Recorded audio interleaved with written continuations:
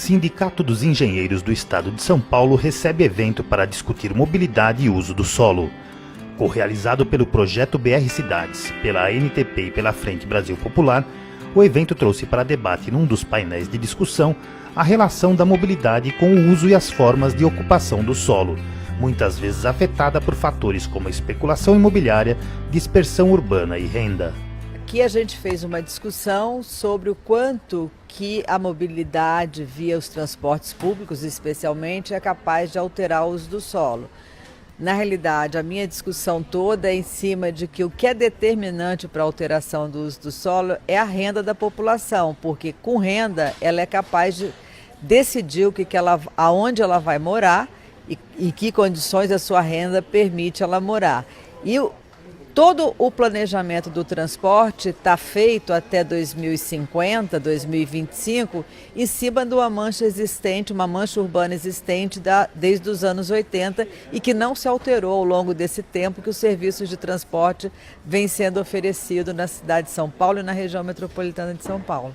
Para o professor Miguel Bucalém, o espraiamento das cidades gera desequilíbrios e precisam ser evitados. As cidades brasileiras cresceram muito rapidamente, às vezes criando desequilíbrios. Um dos desequilíbrios é o espraiamento excessivo, né? E é uma dinâmica que às vezes continua ocorrendo nas cidades brasileiras. E ela, de uma certa forma, precisa de ser combatida, de forma a ter uma cidade com uma ocupação mais compacta e que as pessoas fiquem mais perto das oportunidades, diminuindo, né, o tempo que elas perdem nos deslocamentos para ir ao trabalho e a distância desses deslocamentos. Eu acho que esse é um desafio que as cidades têm e que, quando isso for encarado e superado de forma adequada, é uma oportunidade, porque as cidades vão se tornar mais produtivas e com mais desenvolvimento econômico. Para a arquiteta e urbanista Hermínia Maricato, a falta de alternativa para pessoas de baixa renda e um mercado imobiliário muitas vezes excludente geram dispersão e segregação, mas isso poderia ser diferente. Nós já temos uma legislação que permitiria construir uma cidade menos desigual, mais racional do ponto de vista do uso e da ocupação do solo. Racional em relação ao quê? Racional em relação ao meio ambiente, protegendo áreas de APP, de proteção dos mananciais, etc. Racional do ponto de vista da mobilidade, ou seja, diminuindo as distâncias, diminuindo imóveis vazios e ociosos, que são imóveis especulativos.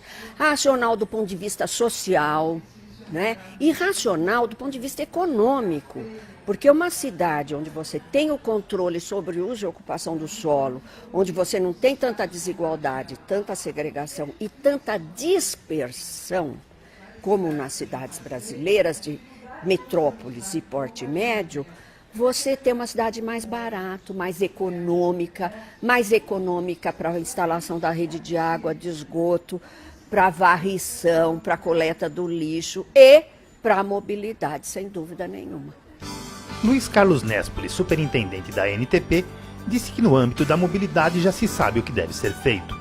Há uma boa legislação, bons planos, conhecimento técnico, mas é preciso implantar as soluções. Existem horizontes imediatos, de curto prazo e longo prazo. Não podemos ficar paralisados no horizonte de longo prazo. Há muita coisa que pode ser feita já e que vai surtir um efeito muito, muito bom para a sociedade, especialmente para aqueles que usam o transporte público. Nós precisamos de prioridade no transporte por ônibus, nós precisamos de infraestrutura adequada, infraestrutura viária, espaço adequado no sistema viário, que isso é fundamental para que o sistema de transporte por ônibus possa produzir aquelas características, aqueles padrões e qualidades que todos nós almejamos. Regularidade de intervalo, regularidade nos tempos de viagem, ou seja, que as pessoas tenham condição de planejar melhor a sua vida. No final, o fundador da ANTP, Plínio Asman, falou sobre a importância do evento. Esse debate não trata apenas desses assuntos. Ela trata do futuro do país, do futuro das cidades e, sobretudo, o futuro de São Paulo. Então ela é fundamental e o futuro de São Paulo não será, provavelmente, pelas influências globais, do mundo globalizado de hoje, não será uma extrapolação do passado. É preciso criar o futuro dessa cidade.